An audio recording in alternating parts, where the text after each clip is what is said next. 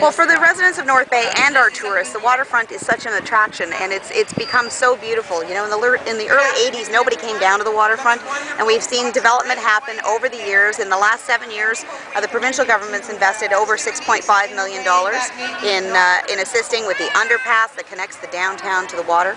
And today we've announced an additional $2 million that will see all of the vacant land grassed. And then we'll see some train beds being put in for the mini train to expand. We're seeing another carousel platform put in for a third carousel that's going to be built. And probably the biggest piece is the plaza that's going to be built in front of Discovery North Bay that will really be a community gathering place. So we're very excited about this investment and about the next stage of our waterfront development.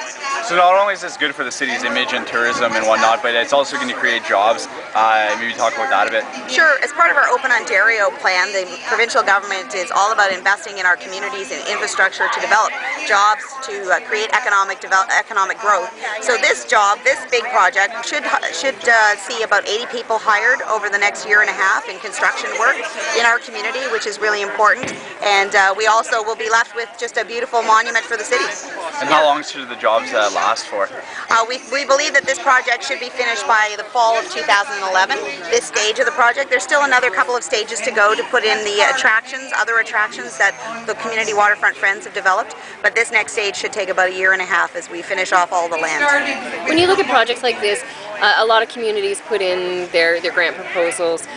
What shines? What catches their attention to say, yeah, you know what, $2 million for North Bay?